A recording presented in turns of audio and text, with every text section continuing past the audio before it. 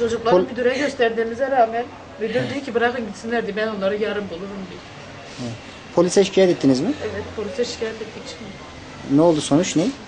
Çocuk şube gelecek şimdi, onu bekliyoruz. Evet.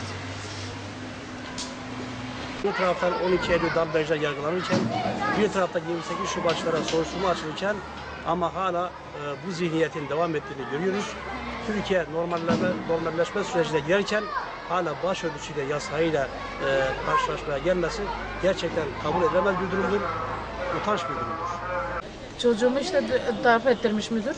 Üzerine salmış. Sen pis eylemcisin, burada ne işin var? Çekil git, korkutak da seni, bir daha gelme.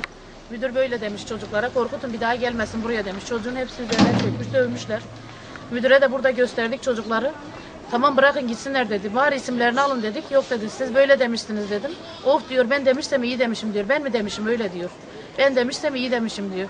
Müdür mü bu sözleri sarf Müdür ediyor? bu sözleri söylüyor. Pis yalancı diyor bana, yalancı diyor. Yalancı öyle demedim diyor bana. Ben çocuklar böyle demiş diyorum. O diyor ki yok diyor, ben demişsem diyorum iyi demişim diyor. Çocuğumu da dövmüşler hepsi birlikte. Hiç aldırış bile etmediler o kadar söylediğime rağmen. Biz tamam ilgileneceğiz diyorlar.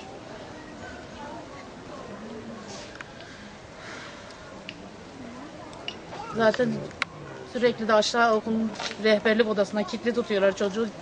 Yukarı çıkardıkları mı var ki? Gördünüz mü kimin dövdüğünü? Abim öğretmenek geldi. Gördünüz mü kim seni dövdüğünü? Gördüm abi. Kim dövdü bu çocuğu? Çocuğun bir tanesi bunu dövdü.